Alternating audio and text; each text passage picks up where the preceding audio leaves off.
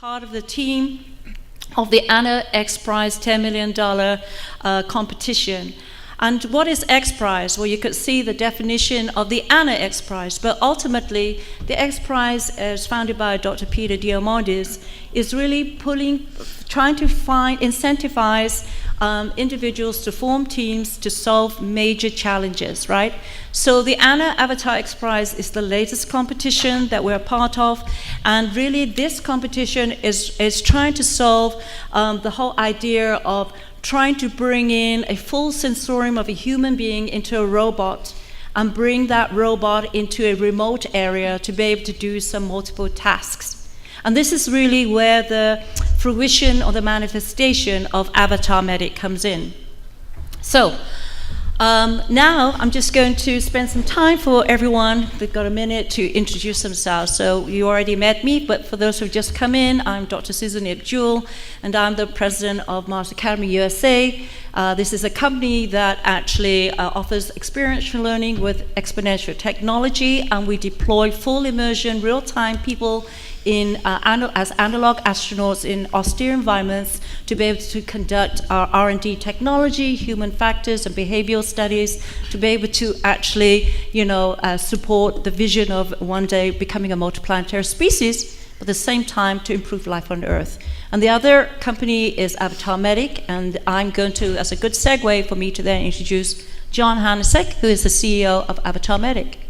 Hello, I'm John Hanasek, the CEO of Avatar Medic, which is a startup company working on next generation first response training and medical intervention technologies specifically for austere remote environments, but with applicability to any disaster scenario, rural settings, and space, which is why we're doing it for space. And I know that the previous panel touched on some of the cool aspects of designing for space. For us, it's also designing for it has to work the first time every time because we're saving lives with it. So in the earlier days, we'll start off the training side, but we're moving it into it will instruct you what to do if someone's having a problem, and then it will actually physically intervene. So big vision to uplift the first response capability for humans in the future. Thank you. And then next to John is wonderful, my good friend and co-principal investigator for our psychiatry, trying to build a new specialty of psychiatry, astropsychiatry. So we have Dr. Maria Harney. Hi everyone, my name is Dr. Maria Harney. My specialty is in psychiatry. You said it all. My current interest is within the research in the field of biology, and I can say that I'm an analog astronaut because I joined analog missions on 6 occasions. 3 of them were in the crew mission itself, and 3 times as a remote medical team. And I'm going to be sharing my thoughts today on the human factors in the space flight and psychiatry, psychology. And of course, because it's digital Hollywood, we're going to be talking on the countermeasures and the digital tools that we have right now. Thank you, Maria. Next to Maria, we have the wonderful Helen McGill, who is going to introduce herself. Of course. I'm Helena McGill. I'm the head of product at Avatar Medic. I'm a creative technologist and sonic engineer and have been working in the immersive tech space for the last 3 to 4 years. Coming from a film background, so digital Hollywood is very exciting to see all of these different mediums and technologies converging. And I'm going to be speaking a little bit on our history in hackathons and taking a concept and involving subject matter experts to really evolve it and be able to create a training platform that can reach not only medical professionals but non-medical as well, and bridging that gap. Thank you, Helena. And next to Helena is Anna. And Anna, would you like to introduce yourself? Yeah, hi, my name is Anna Woznovich. I am the Chief Operations Officer at Avatar Medic. I have a background in audio engineering, starting off in the entertainment space, but moving more into the immersive tech space, as well as team building and project management. And so my approach for the purposes of this panel, I'm going to be looking at a lot of the auditory applications of disaster relief and in these types of environments, specifically when utilizing XR technologies. Thanks, Anna. And then last but not least, of course, we have wonderful Dolce. Dolce? Hi, my name is Dulce Baerga, and I was brought on to Avatar Medic to help guide the spatial aspect of the connectivity with the drone and with people on the ground. I have over 20 years experience in the digital world. I've been dealing with immersive technologies now for over 10 years. Met Helena at hackathons, so it's fun to hear her talk about the hackathons. And I'm just very excited about the prospects of this technology and how it can really help society. And my topics that I'm going to be focusing on are the different latency and UI, UX issues that we could potentially face when dealing with these kinds of technologies. Thanks, everybody. So you can see we actually have a very, very multidisciplinary team here working on this challenge of how do we keep humans alive, astronauts alive in deep space on a planetary surface, and of course translate anything that we've discovered or created to be able to also improve life on Earth, which is actually the strongest connection of the two. You know, when people say, oh, why do you want to go into space? Why do you want to go to Moon, Mars? You know, when there's so many issues with regards to, you know, medical care, this is where innovation comes in. This is where the technology, as I had mentioned earlier in the previous panel, where I think is the technology would be the biggest disruptor and transform our current medical healthcare system. So with that said, I want to just talk a little bit about the background of where we're going to take Avatar Medic. You know, Avatar Medic is this whole convergent system platform of, you know, the future, but we bring it back to what are we doing now. So with my company, Mars Academy USA, we actually deploy to these austere environments you can see in this slide. And we form these crews and, oops, sorry, that is so we form these crews, and you can see these are crews called analog astronauts. And why are we analog astronauts? Because we're not in space. We're not in a different gravity zone. We're under 1G. So we're analog astronauts, but we live, work together, and we do R&D technology, human studies, you know, as a crew team. We deploy for a certain duration of time, and during that time, it's a full mission, just like a, you know, NASA mission with the astronauts and the ISS. But we're here in analog settings that are similar to Mars or Moon, and there are areas on Earth that are designated scientific locations that are kind of analog of Mars. So here we go. Here you can see we're at 15,000 feet. It's in Nepal, 10 to 15,000 feet in Nepal, and we're conducting medical EVAs or medical extravehicular activities.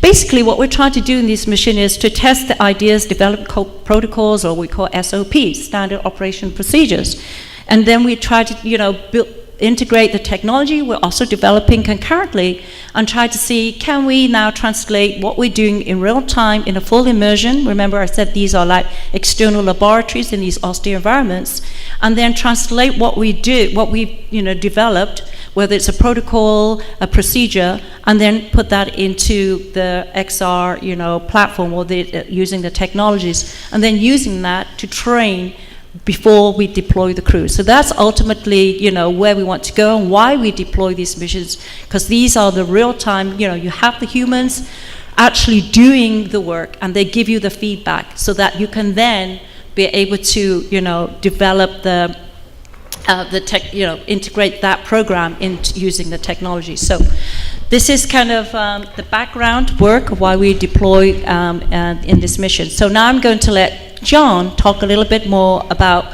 how we translate what we do in these analog missions into the Avatar Medic vision.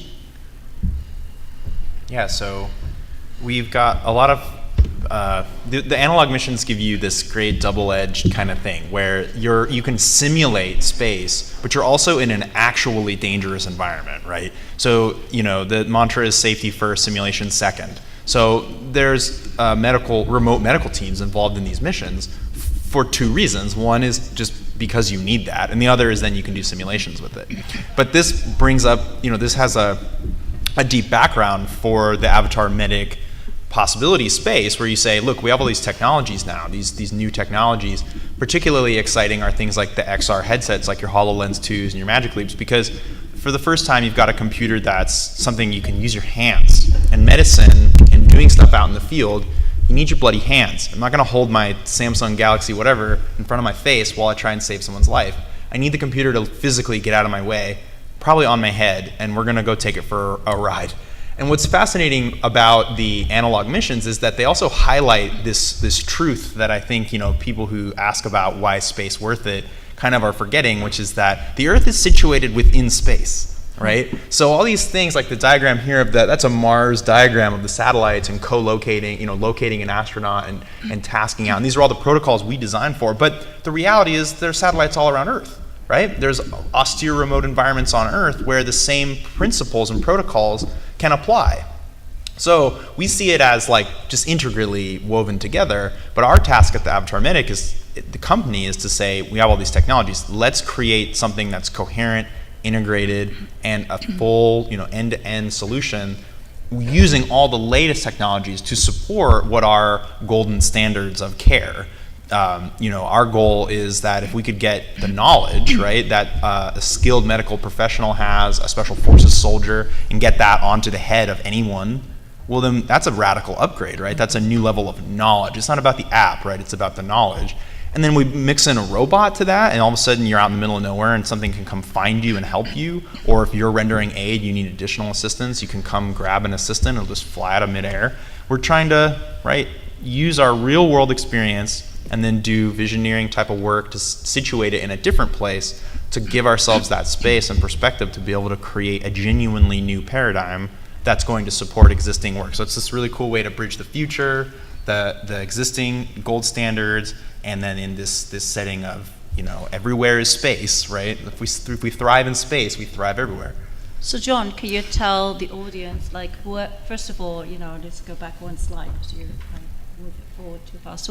So what is this teleanesthesia? Yeah, so already, without using any kind of fancy technology, right? Just using existing telecommunications, 2D screens, the Mars Academy missions under the Project NEME have been doing telesurgery, teleanesthesia consultation. So these are crews out in the simulation, they're out in an austere environment, and they may have, varying degrees of medical knowledge, and they are being coached in real time through how to do the procedure on, in this case, a simulated dummy, right? But this is all teeing it up for being able to do this with, real situations where, again, the crew might have whatever amount of medical knowledge, and they need to do something specific like anesthesia or surgery, so they need that expert. So we start here, and then we move into, okay, how do we support that? What do we make a multimodal, multi-user, interactive system that would enable many different perspectives to all coalesce around one patient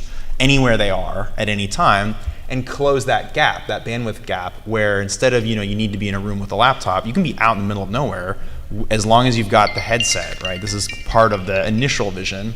And to be able to see, you're with the patient and surrounded by different avatars that represent different doctors that can just point things out to you. So no more like, look over there near the posterior, whatever. I don't know what the posterior whatever is, just show it to me. Oh, it's right there. A new possibility is opened up by this technology for direct human scale kind of instruction that was never possible before, even with the video screens, right? Because the video screen is not contextual. And then you add in the fact that the XR stuff, these holograms, are the perfect interface for robotics, right? Because now you can make a robot, like this is a concept for our XPrize entry, where those little arms there in front of the robot, you've got a drone that can land, it can power itself with solar energy. It has its own telemedicine capability, a little tablet on the top, right? Something simple.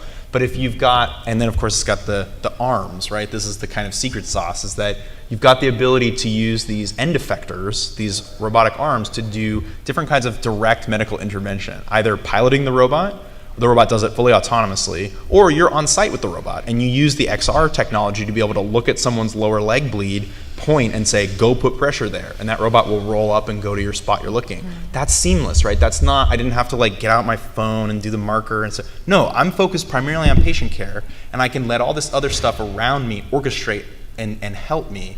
So we are really excited about, it's the two-sided thing that kind of meets in the middle with the XRs, that totally remote operations, total teleoperation, total robotics, and then also that merger where it's the person augmented with other people, with a robot, and to the point where we don't care. It's gonna get all mixed up and it's gonna all be supported so that you have exactly what you need to solve any given problem that you might face when it comes to someone's life. Thanks, John. So we'd like to now, the title of this theme is like space medicine and, disaster relief. And we all know that if we're subjected to lots of stresses in a very extreme, dangerous environments, there's a lot of psychological issues, right? Those arises for sure, especially in these analog missions. And this is kind of another reason why we do these simulation missions with people and not robots or in a virtual world, because we want their real experience and their feedback. So with that, the psychological issue is an important aspect to address. And this is where we bring in the technologies, to be able to find some of the solutions, right? To be able to, can we use these technologies to maintain mental health and wellness and the well-being of the individuals in these what we call ICE conditions, which stands for isolated confined environment. So we're going to have Dr. Maria Harney, because this is her specialty, and she's a veteran analog astronaut, and she's actually experienced a lot of this technology and working with us to develop it. So Maria? Thank you, Susan. Veteran analog astronaut sounded really cool. My first mission was in 2017, and my journey started with the call to Dr. Jewel. And she learned a little bit about my background, and she asked me if I would like to join the mission and become an analog astronaut. Mm-hmm. And I thought, oh my God, this is so cool. I want to be an analog astronaut. Why not?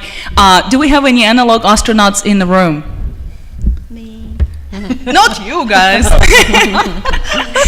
We actually multidisciplinary team. We can go to space right now. That's what they usually are, multicultural, multi-language. So no analog astronauts. So just a few words. It's usually breaking down, and you go to austere, isolated environments. You live for a certain amount of time. Your missions are break down into 3 sections. You can break them down in pre-sim, pre-simulation, simulation itself, and post-simulation. So we need to address, unless this full merger with the robotics and all the technology happens, we have to address the human factor, whether we want it or not. Just a quick story. I go to my first mission, and I thought it's going to be so easy. It's a 5-day mission, low fidelity, low duration, here in California, Vasquez Rocks. I've done hiking, it should be easy for me. The first day, the temperature in the desert drops, isolated environment, cold, it triggers my headaches. And I'm starting to have back thoughts, why am I doing this analog mission at all? It's just a simple example of a human factor. Now imagine we're flying for 3 years, shoved in a can, with 5 people we end up loving or hating, one of the two. So anyhow, human factor is the biggest risk factor in a space exploration, especially if we're talking about the long duration space flight, which is very hard to predict our human behavior in such a long period of times. Are we going to run into emergencies? What do you guys think about 900 days? Are we going to run into emergencies?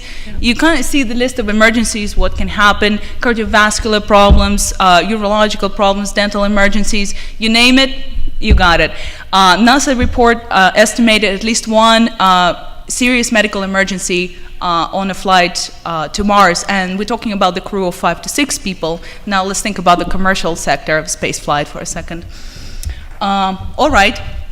So human factor, what that is, what contributes to that. On the right side of the slide, you see what can contribute to that. Physical and environment factor, microgravity, radiation, we're all aware of that. The second one is habitability. And the space that you're going to be designated to go to Mars is really, really small. If you get up and stretch your arms and extend it a little bit more, that's what you get for the space traveling to Mars, about 25 cubic meters, I'm sorry. The next factor is interpersonal relationship. What if you don't get along with your peers? And psychological, of course. A lot of the problems that contribute to psychological problems is boredom, workload is really, really high. Even if you go to analog missions, you'll see that you have to fill in the log, and your schedule is very, very tied to it every day, because you have to perform a lot of research, you have to collect a lot of data. So That being said, I wanted to mention that on long-duration flight, even though right now we expect about 2% of behavioral issues, I think that number will grow dramatically. And when we go to analog, when we research and read the reports from the analog environments that's taken from the submarines and Antarctic research, we see that they're reporting about 5% of the behavioral issues. And I'm talking big psychiatry, like psychotic episodes, schizophrenia, bipolar disorders, etc. All right, so what we shall do about that? On the moon, we're kind of close. We have live chats with relatives or friends. No problem. We go to Mars. We run into the Earth out of view phenomena. We don't see Earth. Really bad for us. How do we? What countermeasures do we use? To mitigate those psychological risks that we discussed? We employed the exponential technologies. What I mean by that is it can be anything: 3D printing. It can be synthetic biology, it can be artificial intelligence, advanced robotics, drones, etc. So in those slides, you see a couple of examples of what we have implemented in our missions. The first one is the body mapping art therapy using VR Google Tilt Brush. It's basically a VR technology that allows astronauts to build their own avatar and paint it. And we use it as a snapshot to see how astronaut feels, what emotional status he or she is in. It basically captures the snapshot of the body and mind status at this particular time. But we also can collect those images and create a pattern to observe a pattern and deduct some conclusions out of it. The second example that we're implementing using VR technologies is Burning Mars Love VR project. All it is a conflict resolution simulation training for the astronauts in austere environments, austere isolated environments. And what that is, you go through a scenario that allows you to see how this conflict can be resolved. So you have multiple scenarios, and this is a wonderful technology because you can use it for the medical emergencies as well. You can use VR to train astronauts pre-simulation, in simulation, and post-sim to adapt back on their earthly lives. So those are just a few examples of the technologies that we use. There are many others, like we have a green hub where we have grown plants. We're thinking about implementing some tools from the synthetic biology and also CRISPR technology, CRISPR kits. We had implemented a meditation and music therapy with the sonic frequencies in our missions. Why is that all important? Because it keeps you sane. If you basically feel you feel the workload, enormous workload even during the analog missions. So you have to implement some sort of a tools to keep the balance between work and rest, and also you use it as the identifier of certain risks. For example, in the body mapping, if you see something falls out of the pattern, you can see that might be an issue there, and then you do an interview and a conversation with the person, with the crew member, and this is where the astropsychiatry discipline is emerging right now. So there are a lot of cool progressive technologies, exponential technologies we're implementing. That being said, those tools are used by us, by humans. So I think that's important thing to mention and to remember, because unless this full merge happens, we're still dealing with us. We're human beings, and it still will remain the same. We're not sending robots on Mars or other planets. We're sending us, human beings. Thank you. Thanks, Mira. So before I move to Helena and her slide and her talk, when you look at these images, can someone tell me what is the common denominator in these images? Which actually is an advantage for crews in isolation confinement? Can somebody take a stab? What is common thread between all those images? Sorry? Headset? No. Something more human. No? Human. What's the first letter? So, if you really look at it, from a human side, take away the technology, which actually the technology enables the crews to do, is to be social. They are always together, working together, enjoying the time together, learning together. That is the key. Using the technology to be able to increase crew cohesion and bonding, and to be social. So yes, you can use the technology to have your own isolation in that virtual experience, but at the same time, in these analog missions, it's vitally important that you maintain crew cohesion and increase bonding. And these are the social activities that are not the technical, per se, the engineering or this, that allows the crew to build that bond and that gel. That's so important. So with that said, let's now move on to Helena, and she's going to give you her topic that she's going to discuss. Yeah, and I think building off of that social aspect, that's so important. Our internal team, we actually have met over the course of the past 2 years at several different hackathons. So that started at MIT. We did one with the AT&T 5G hack as well. And I think coming into these and realizing that you need an interdisciplinary team. So back in January, Susan and I were able to meet. We ended up building a project that was called Higher Ground, that was a dual-facing application. We took the HoloLens and we used Esri data mapping of the Boston area and basically simulated what a flooding scenario would look like, because that area is very prone to such weather events. And so, just even thinking about how I started building that team, we had a core group of engineers, and practically a miracle overnight, we ended up onboarding Susan and another individual to our team, and it completely changed the course of our product that we built in that 48 hours. And so I think that really hits on the first point that was up there is, when building a product that is not only, it is technology first, that's what often a lot of people think of, but in this case it's medical. So we're taking a lot of knowledge that is already existing and we're saying to ourselves, all right, how do we connect the technologists, the engineers, with the subject matter experts who have knowledge of current protocols? So my job with the Avatar Medic team and in building this product is, how are we translating current medical protocol and transporting that into an XR experience? And so I have to assume that people going into this have never used this technology before. So what's going to be the quickest way for an individual who maybe even is in an austere environment, who has never interfaced with this before, how can I get them to put on a headset and be able to get right in there in 30 seconds even or less, to know all of the holistic, hand signals and commands, and be able to communicate a life-saving measure? And so I think with our product, we're starting with the XR training space, because that's something that we can productize and obviously help fund our moonshots of our company.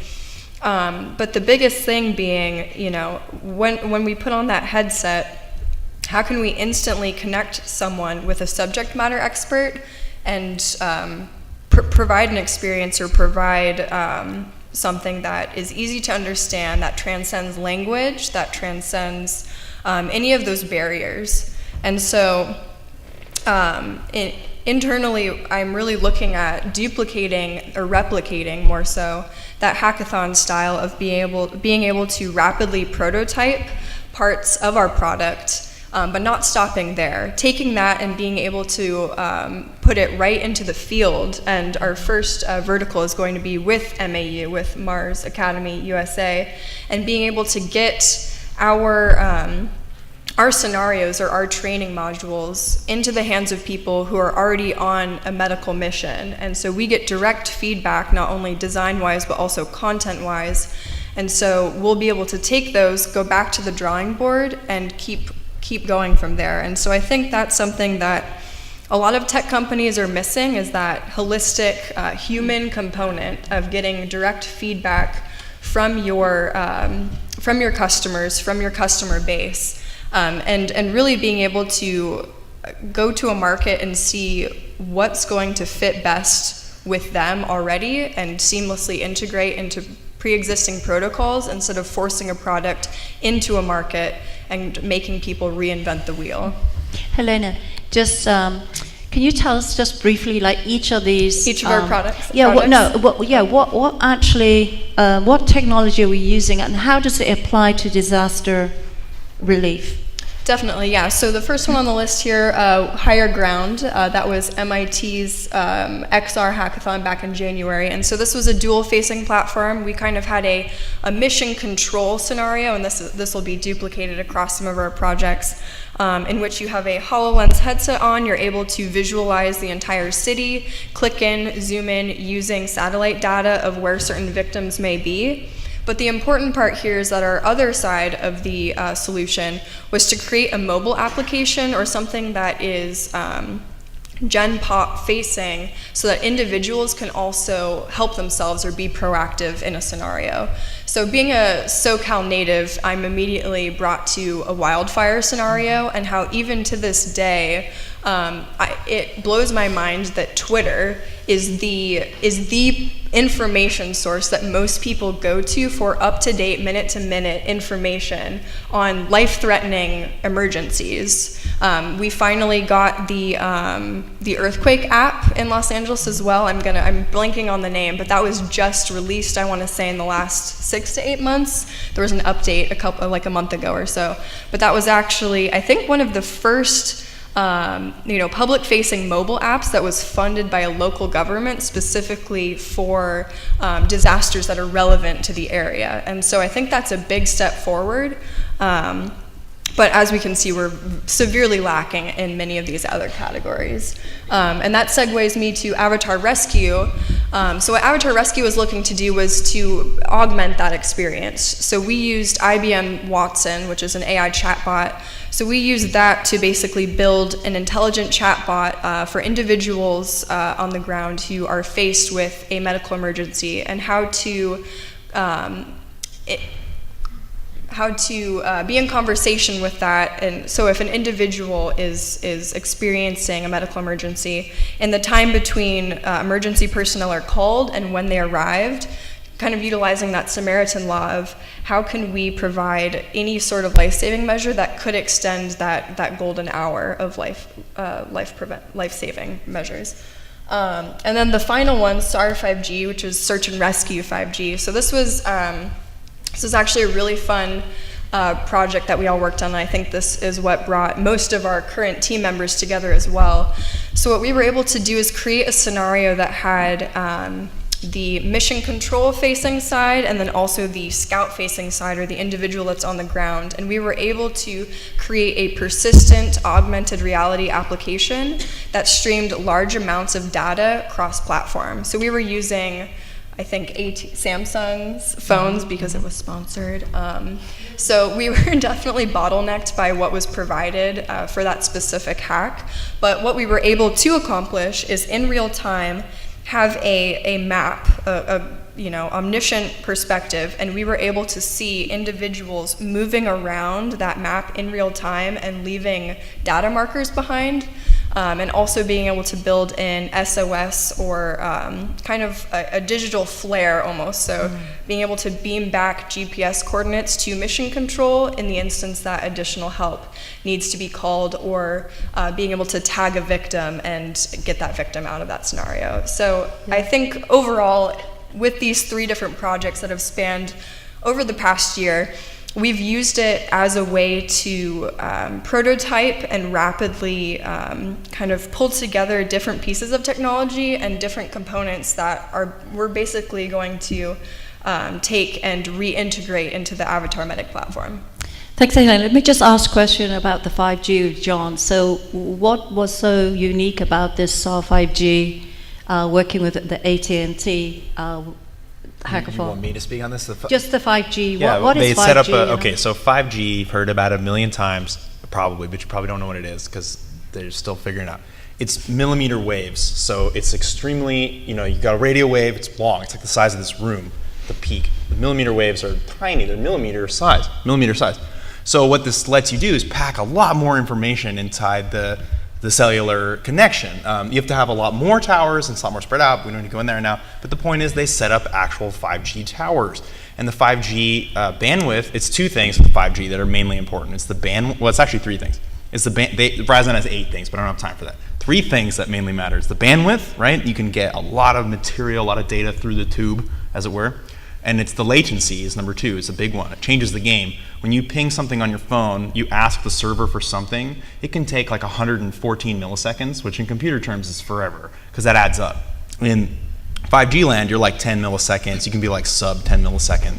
So that lets things go out and come back, orders of magnitude more quickly. And then the amount of concurrent data streams, so the amount of times you can do this is multiplied by, I think it's another order of magnitude. So when you put it all together, what we saw in our brief little time with the 5G is it is different. It lets you stream, for example, you could stream 1080p video from the phones without any concern or regard for bandwidth. You don't have to care about this stuff anymore. You just focus more about the design of, like in our case, we're like, we want every phone to stream video all the time.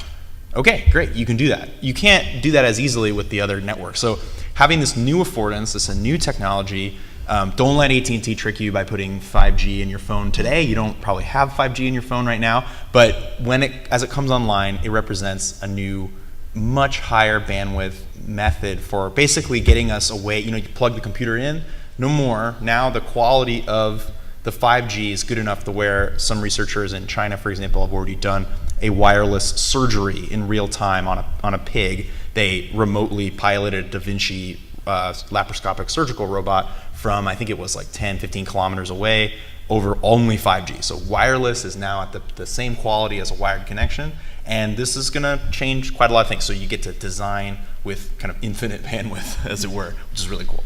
Right, and so obviously latency and broad bandwidth is very important when you're talking about trying to bring in medical help and support remotely, right? So that could be a possible solution for some of the current challenges. And so we're going to move to Anna, and we have 5 senses, and we tend to neglect the auditory. I think that's just as important as all the other senses. So I want to have Anna talk about the auditory aspect of, using technology. Yeah. So like Susan said, I mean, we're such visual humans, and everything we do is so visual, but audio is such an important piece of that equation, and a lot of what we see actually comes from what we're hearing, and so you can fill in a lot of gaps through the auditory sense. And so when designing audio for XR, for training or for use in the field, there's a lot of psychoacoustic concepts to keep in mind with that, and that determines, how easily a sound is located, whether it's behind you or in front of you.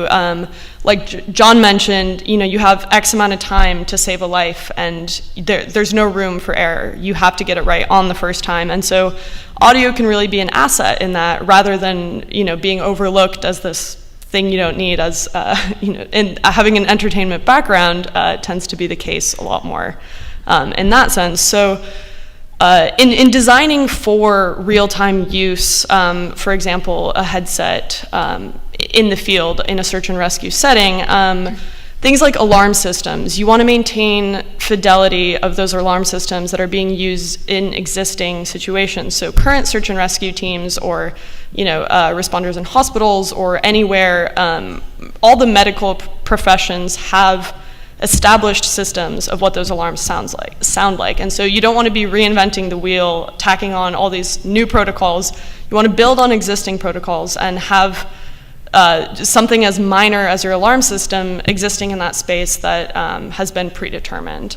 And going along with that, you have a sense of urgency. So certain alarms obviously convey a bigger sense of urgency versus others may seem less important. And so speaking to something like SAR 5G, which we built for the hackathon, if you're laying down waypoints, if you're a scout on the ground and you're laying down a waypoint of here's a point of interest, that's less important than here's a victim and we need to save this person right now. And so not only does that tell you where to look and how to react to that, it goes along with wayfinding, which is essentially helping you navigate through a space.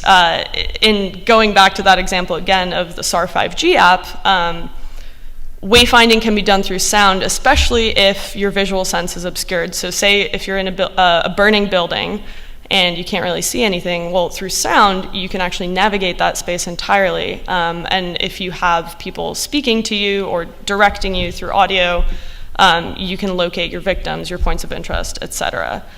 Another thing that audio is useful for in this case is remote assistance, and so offering real-time remote assistance where there is an existing noise floor in a space, and you also want to offer some kind of remote expert or perhaps remote guidance, some sort of call-in. You need to be able to not only combat that noise floor, keep in mind the context of where you are, but also deliver that information in a way that's meaningful and doesn't cause information overload. And so with a lot of these mixed reality headsets, your visual sense in a similar way is you're seeing the real world, but you're also seeing a digital overlay. And so from an auditory standpoint, you really want to come at it with an approach that's, here are the most important sounds you need to hear, and here are sort of the less important ones. And picking and choosing how you're going to deliver that information is critical in when you are in a disaster scenario. And one final component from the auditory side is simulating haptics through audio cues. So, when you're in a digital world, this is more applicable to training settings. But when you're in a digital sense and you're reaching out to touch things, you might not actually have something in front of you to touch. And so using audio cues, specifically low-end audio frequencies, makes you feel like you are actually touching a button or picking up an object, and simulating those haptics through the use of sound is actually very effective in tricking our brains into thinking that we are actually, in fact, touching something in front of us. Yes, so auditory is very important for search and rescue and disaster relief. So thanks, Anna. So now we're going to move to Dolce. And Dolce actually is going to talk about how do we, we've got all this technology, then how do we then, with, like we said, the first sort of our concept of automatic is this, flying Da Vinci robotic surgeon. So using drone, using telepresence, then all these technology, how do you converge it all together to actually realize that vision? So Dolce? Yes, so most of the UX aspects of what we're trying to achieve here were touched on by everybody on this panel, and they're very broad concepts and principles that have to be condensed down into this small Da Vinci robotic drone. And how does that robotic drone engage with the user and give all of this information to the user that we're trying to engage? And UX and UI is very important, especially in the sense that this is not a traditional device with traditional mechanics on dealing with it, on engaging with it. And then when you add audio, when you add spatial computing, you now have this whole new paradigm of interaction that is not necessarily familiar initially, but once somebody gets into it, it becomes natural for them, and they naturally fall in line.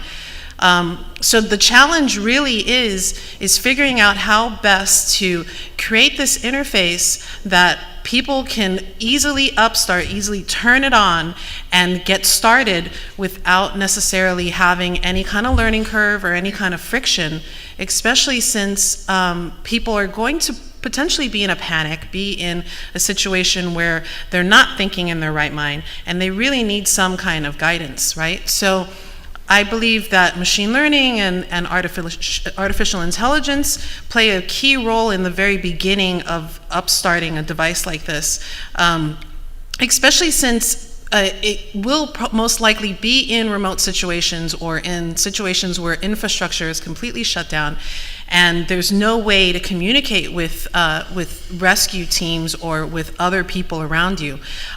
So this device would have to be a completely built-in telepresence, telecommunication, telelink to wherever it needs to go or wherever it needs to connect to. Creating it in a way that takes into account mesh networking communication, satellite communication, as well as bringing in the machine learning to bridge people in the remote part of the world to the person that's sitting in front of the device. When you think about UI and UX, most of the time you think of it in a very 2D way. We have, menus on our television, we have menus on our internet experiences that we have on our devices.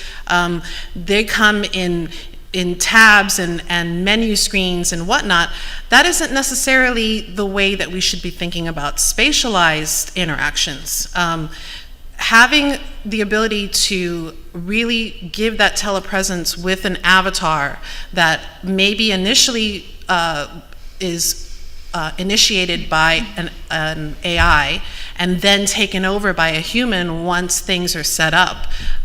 What does that look like? How do we guide people through? When do things change? And how much information are we going to pre-install into this device to get people up and running relatively quickly without any friction? So those are all really exciting prospects for something like this to really work on and to focus on, because it's never been done before, and it's a lot of learnings that we can take from years of spatial computing development, also years of people spending time in metaversal environments where they are communicating remotely with each other, represented as avatars.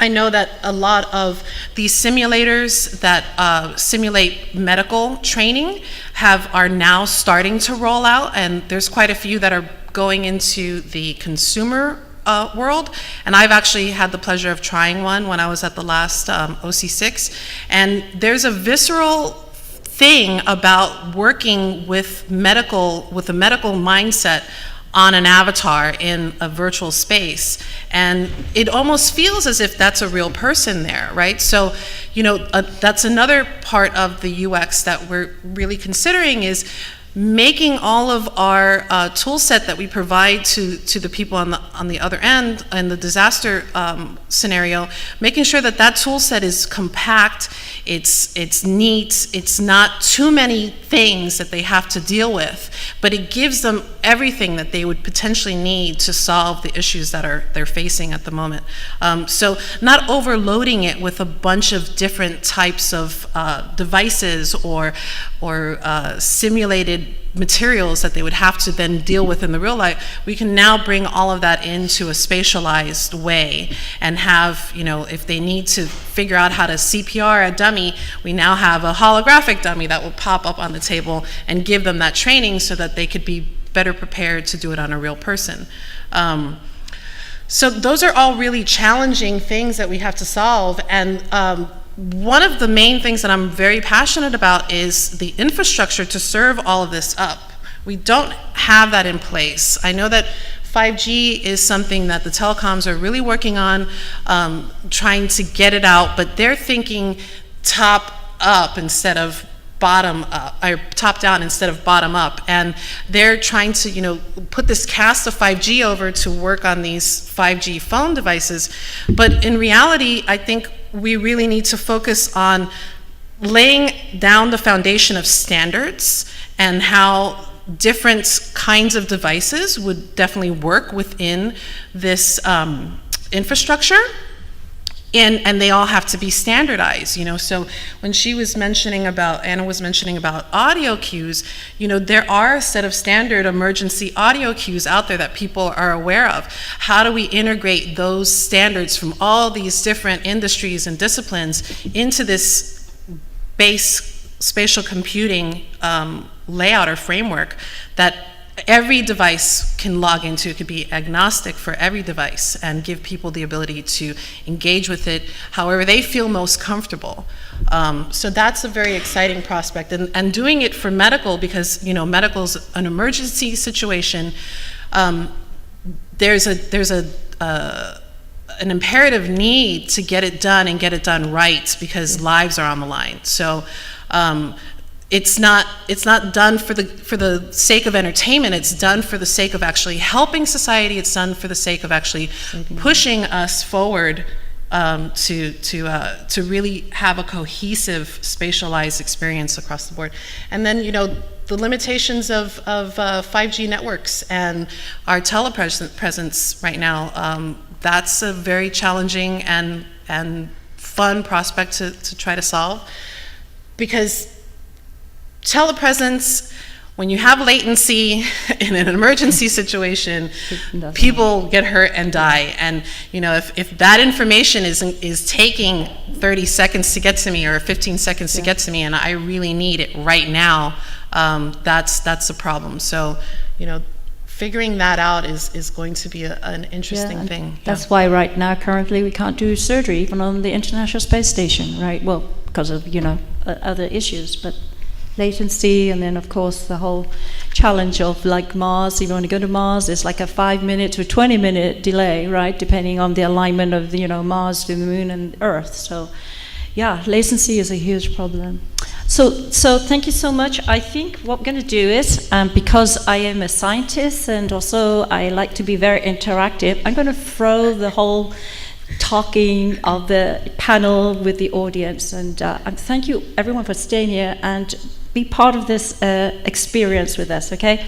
The panel doesn't even know I'm doing this. I'm just thinking about it. So what I'd like to do is, I would like each of the panel to throw a question out to the audience versus the normal traditional way, right?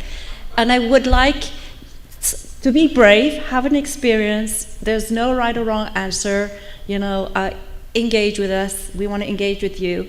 So I would like for the panel to think of a question to throw out to the audience that pertains to the theme of this discussion, and be brave and, you know, answer. Anybody can answer, and if nobody, you know, wants to answer, we'll then defer back to the panel experts. But I want to try this as an experiment, and I want, you know, us to be very interactive. So maybe John. Yeah, do you have a question you throw out to the audience? I have a very mundane question that I'm just curious about that we can start this off with, which is, how many of you have experienced avatars yourself? Like, I don't talk about seeing it on video or hearing about it, but how many of you have stood face to face in one of these immersive technologies with an avatar? And first of all, how many of you have? I just want to get a sense of, like, but really, let's drop the facade about the avatar. A 3D model, right, of a person, humanoid type thing, or a stand-in of some kind, a three-dimensional representation of a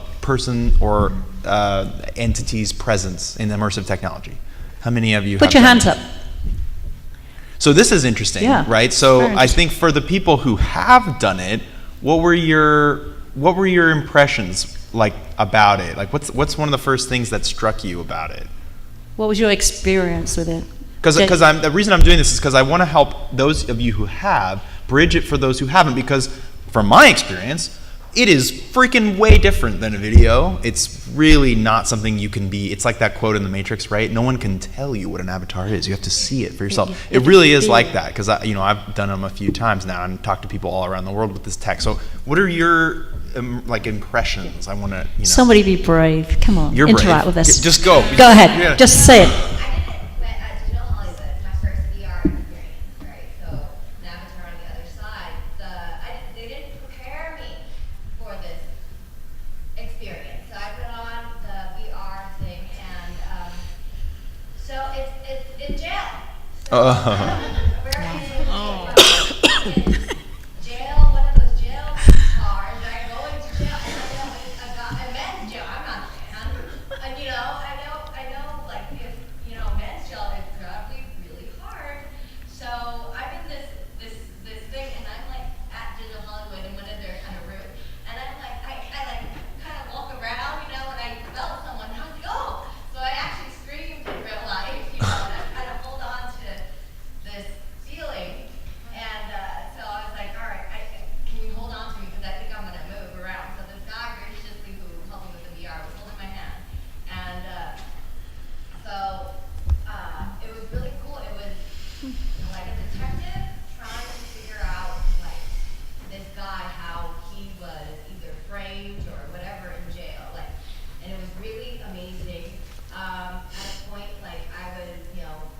stuff and counting and making sure and, you know, whatever I do. That's so interesting. Yeah. And, So, can I ask you, did that experience allow you to be onboarded to continue using the technology? the thing is I know I can at any time go like this and I'm in reality. If that was to ever happen as a real scenario, I can't go like this. It kind of maybe prepares you for that scenario, you know, or prepares you for a different scenario.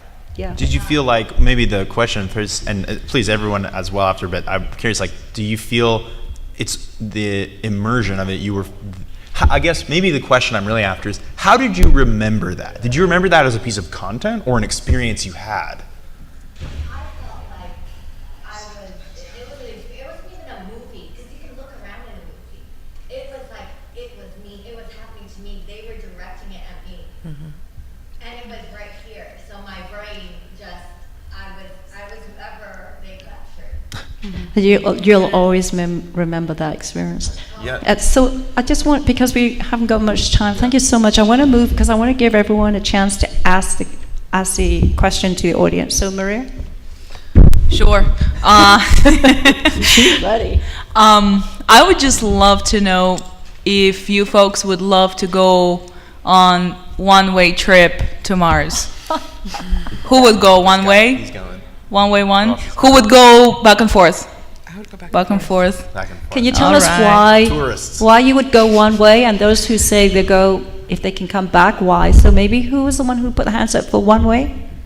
Why would you go one way? I mean, there's no right or wrong. They're absolutely, it's just interesting to hear.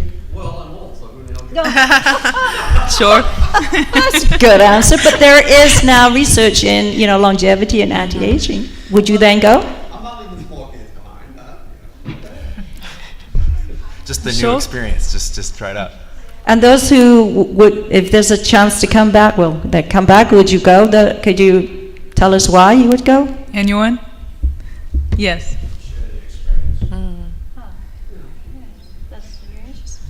Sure. Thanks. Yeah. Helena? My question would be, how many individuals would confidently feel prepared to perform CPR at this moment in time right now? Put your hands up. That's a good Hands one. up. Okay, quick. Someone have a heart attack. And Test then it. how was your training performed? In what setting did you have that training? I have a bachelor's in psychology. I have a medical assisting degree. I went to nursing school. Brilliant. So let's modify that question. Those who have no medical training, if you had the ability to use Avatar Medic to help you in a life-threatening emergency, would you use it? Yes. Why? So liability's on you.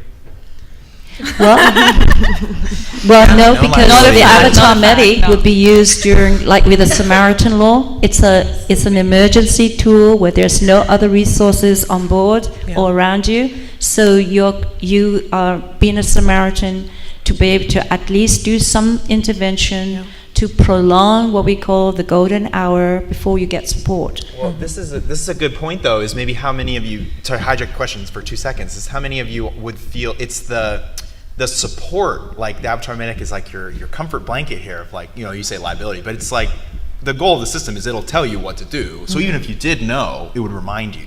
And would something like this help you feel more confident? Like right now, I guess what I'm asking, what's the barriers of entry for you to try to help someone if you saw them fall over, right? I mean, is it because you don't know? Is it because you're not confident in the skills? Might be sued. Yeah, is it really the suit thing? I mean, if I don't know what the heck I'm doing, Right. I'd go, is there a doctor with me? Yeah. But if there's Right. no doctor and it tells me what to do, love thy neighbor, you do it. Yeah. No, and I think that's the goal too. Is I remember learning CPR and whatnot way back when during like a babysitting course or whatever, and it was very antiquated. It was like that scene in The Office, where they put the dummy on the ground and everyone's like, "It's not breathing," and it's just there's someone in the corner like yelling commands at you, and it's like it's so not a real world scenario that the retention rates are abysmal. And then the dummy's broken, it doesn't work. And So the real goal with this and a real passion of mine is to not only be able to onboard everyday individuals to, acquire life-saving skills, but then to retain those and be able to, to educate the masses and to, I think the percentage-wise now of an individual that's able to perform CPR like in the general public is like in the tens or 20s of percentage-wise. So I would love to get that number up so that in any given scenario, there might be, up to maybe 5 doctors on a plane or a commercial flight that will be able to jump in any sort of scenario. Yeah, that's a Well, really it's not interesting necessarily question. going to be 5 doctors on a spacecraft. Your doctor might be dead for as far as we're concerned. Or injured. Yeah. And then it was interesting. It's only one person who medically trained, who has specialty training, raised their hand. But legality is a really good question. But anyhow, yes, and Avatar Medic and VR technologies is exactly for that. The training tool. Like you said, I felt that it was a scenario that's playing out. That's exactly that. It's a training tool playing the scenarios. Yeah. Okay, Anna, what's your question for our wonderful audience? And they're really staying with us, so I really let's give them a hand of applause. Yay! Okay, Anna, what's your question? Yeah, well, my question relates to onboarding. With any new piece of technology, there is a certain process of onboarding and a certain amount of time that takes. What has been a positive experience of onboarding that you guys have experienced, whether it's VR, cell phone, computers? We can go as far back as we want to, but what's been a good experience of onboarding to that new technology? Yeah, first contact. Yeah, first contact. Yeah. It's appropriately prescriptive, but also allowing you to play, explore, so it's kind of like a really good balance. Features you can operate it, but also kind of be very open-ended and Cool. Yeah. Interesting. Okay, so Doce, what's your question? So my question is, how do you feel about being guided by an AI potentially being represented as a human? Would that freak you out if you were talking to an avatar that comes off as a human and feels like human, but it's really an AI? But you have Siri now, isn't that kind of like Yeah, that? but Siri's not an AI. Siri's a No, disembodied but voice. Siri's a web browsing bot. But the point is that you can have a very crude interaction Well, conversation let's with see. him. What do they think? Yeah. This is related to the first question I think about relating to Avatar. So I see a lot of attempts to solve problems with uncanny valleys in VR right now with avatars. Me and a colleague at work decided that we're going to try to hold meetings in VR once a month, and he looks like a robot anime thing in there, which is fine, but there's something about standing in front of an avatar that is immediately raises your hackles. It's immediately like a social experience that you're not necessarily prepared for. What that is, you think? What's that? What's that? Why is that? It just feels like you're standing near somebody. Yeah. And we have our kinesphere, our awareness of our personal bubble is very strong, and VR avatars don't account for that. Right. Mm-hmm. So whether they're NPCs or real people, in both cases, you feel like you're standing near somebody, and it kind of. Well, are you speaking to they can clip through you and do things that are kind of jarring? They're standing in front of me. I used an app that was like a nightclub. And I was on this dance floor, and there's this person dancing near me, and I just felt bizarre.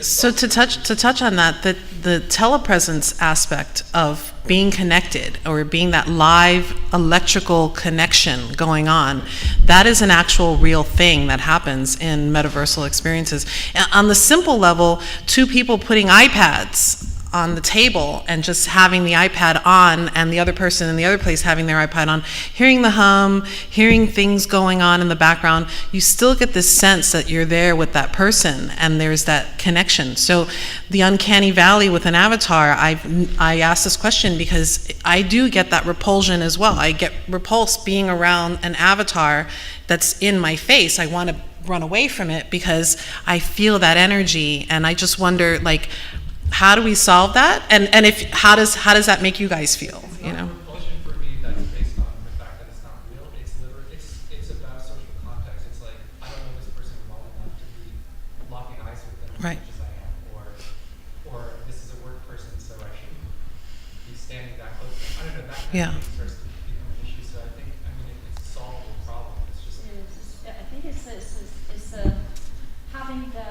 constant use of it, it's there, you become familiar. It's, you know, the human experience. The more you experience it, the more you like it, you want to be part of it. I think then that will Yeah. solve that personal If space. Avatar Medic is the same avatar that you went through CPR training with, Yeah. right? You know that by name and you've been. Right, you have a personal connection. Personalized. Well, I do one to this point of you know, if you're taking instruction from telepresence is one thing, but it's an AI, right? Let's say it's a computer software, it's an artificial intelligence. Would you be more likely to take its suggestions seriously if it was like a floating orb, or if it was like a person-looking thing, right? Like, what are the form factors that are going to make you trust it? So I really like Alexa. I can ask her to sing and she'll sing me a song. She has a really great song called Cool and Old Doggy. It's about how she loves doggies. Oh my goodness. So it depends on AI. It's because I think the human mind is afraid of an AI like hurting another human. You know, because they're powerful. They're made of things that we don't know. They're made of something that we can't you know, break easily if it lashes out on us. That's a thing. But if they're fun like Alexa and I, then maybe. But it's the fact that they can harm. That's the fear. That's always there also in our humanity, right? There's that dipolar, like, you know, the yin and yang, the black and dark. So, but okay, so let's put a scenario. I'd like to have some other people there, up here. If you were faced with a life-threatening emergency of a loved one right there, having a heart attack or something, you have the ability to have Avatar Medic or something like Avatar Medic there on board in your cell phone or using the technology, would you use it? Yeah. If you see, hello? We said, okay, let's do two scenarios. You said your mom, right? Was that what you said? So now, okay, now it's a random person. You're walking around the corner here, Skirble, and there's someone on the ground. They're laying on the ground. Yeah. Would you use Would it? you use it? Could you put your hands up so we can see? Who would you use this if it's your loved one that is there in front of you, is, for example, having a cardiac arrest? Would you use it? Put your hands up. Only if it's convenient. For your mom? Yeah, no. So that touches on the friction. Sorry, Ma. If there's It wasn't convenient. if there's a layer of friction, It's just Yeah. call 911. Well, no, okay, but this is valid. This is a valid thing. It's that you would just call 911, right? You would say, Yeah, we're going to take away, right. but yeah. no, I'm saying if the manifestation of the vision is there, we overcome all these issues of latency, and you have no immediate support, right? You can't call 911. You're there and it's happening. You now have this capability. Would you use it? That's kind of the scenario we're throwing. And put your hands up. Yep. And what is it? Okay, now I'm going to move on because we're going to end soon. So I want to throw it back to the traditional way, is that please throw us questions to the panel.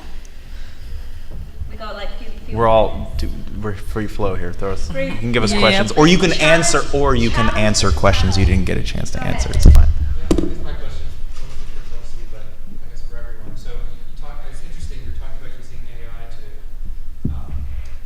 for engaging the system, and maybe even the way I understood it, like setting up a bunch of presets or kind of using AI and contextual awareness to set the whole system in the right mode so that there's really nothing you have to do before it starts providing you with relevant information. Right. Right. And then, so that's really interesting UX principle. But the flip side of that is that if it's wrong, or if it makes wrong assumptions, or if the situation that you're faced with somehow requires like creativity or lateral thinking or whatever, then it's extremely constraining to the point that it's worse than useless. It puts you in a. So what's your question? So my question is, how do you balance that? Just sort of like the Oculus Quest thing, where it's like you have a structure, but then you also have the ability to get out of the structure as much as you Who wants to take it? So I think really the kits that are made for Avatar Medic have to take an account to where they're going to land or where they're going to end up in. You're going to have different climates, different terrains that it's going to have to traverse, and depending on that, that's how that device is packed. Usually when an emergency situation happens, now we're thinking about things that we're deploying out, so these things don't exist there at the moments of it happening. Let's say an earthquake happens, right? And it's in a remote town in the hills, and people are cut off completely. And they may have some medical devices there and medical kits there, but they have very specific needs that they need to solve. So this is something we deploy out. So we're going to make sure that whatever we deploy out takes in consideration where they are, what their needs are, and how to solve that. But then again, when you're in a Mars mission, you can't necessarily deploy that out. You kind of have to build every scenario in ahead of time, even scenarios that you probably don't even think about. You got to be very creative ahead of time. And then we're going to have user testing or user-ability going on at the same time, where people are going to be doing drills in these scenarios. If they're traveling, they're going to have to do drills, and in case something happens. And then they'll be practicing, and they'll think of things while they're out there, and then they'll relay that back to us so that we could then program that in to make sure that it takes that into account. And I would say too that the AI can be wrong, right? We want to design the system so that you could tell the AI, like, no, that's not what you said the wrong thing, AI. The best opportunity about these kinds of computers, it's your helper brain. You're wearing the computer on your head. So now what we're going to do is take the computer out there into reality. We haven't seen good general artificial intelligence because it's inside all day. Yeah. You can't get good general intelligence as a human sitting inside all day, right? You need to go outside and do things. So with our design principle is we try and scope it as much as we can. But if you get in that situation and the AI is flat wrong, well, that's an opportunity, a learning opportunity for the AI, yes. Right? And that lets us be able to spend the next, realistically, 5 to 10 years just having that interaction go on, where at some point this avatar medic AI will have been trained through real interaction. We're not trying to front load everything, right? It's a balance, as you say, to bring up that it's a great question we aren't really actively thinking about. But I just, as from my background is design, and I see every system fail in the same way. It's just that they try to make it be one way or the other. It either tells me what to do or I tell it what to do. But in reality, the best conversation you ever have with a person or a team is both, right? So that's the kind of system we're going to build. Yeah. So maybe suggestion could be, instead of calling it artificial intelligence, we should be saying building the general authentic intelligence. Helpful intelligence. So I would like to end this panel, and thank you all, is for each person in the panel to just summarize one sentence how they feel about this discussion of integrating technology to be able to help disaster relief and medical access and service in the future. Say within the next 10, 20 years. I start? One sentence. So, me as a spatial computing technologist, I am very excited to figure out the systems that will help people in the future and give more agency over how they interact with technology. And Dolce, for those who want to interact and connect with Dolce, what's your email? Dulce@dulce.com is the easiest one to send me a message, and I'm also Dulce303 on Twitter and Facebook. Great. Anna, what's your one sentence? Summarize. Yeah, I think a multidisciplinary approach is key, and with emerging technologies, you're seeing a lot more of not just developers and designers and all these individual components working together, or working individually. It's coming together as teams using disciplines that have not previously worked together and creating new solutions. And if we want to connect with you? You may reach me at Anna@avatarmedic.space. Helena. I would love to see a holistic and compassionate design framework in order to create a positive feedback loop from not only individuals in the field, but then translating that back into an experience that can save lives. And I'm Helena at avatarmedic.space. Maria. there's so many things emerging and will be emerging, so it will be wonderful to find a mechanism how to regulate it. And in terms of going to space, it's still a one sentence. In terms of going to space, I think all the technologies that we're developing, we need to bring to Earth to make our life better. You can reach me at drmarieharney@gmail.com. As you can see, we also have fun. That's so good. So, John, what's your one sentence? We deserve this. Okay? We all deserve this. We have been in a paradigm for a while where things aren't as best as they could be, and we deserve to upgrade our ability to care for one another. Currently, there are 5 billion people who don't have access to surgery. Are we going to solve that problem by building more hospitals, or are we going to build the iPhone of surgery? Whoa. And how do people connect with you? John@avatarmedic.space. Oh. That's it. Thank you so much. So I just want to end and say thank you all for participating in From our experiment. 7 I see. It was very enjoyable, and I want to end with this inspirational saying is that, yeah, it's inevitable. It's our human evolution and our journey outward. We will become the multiplanetary species.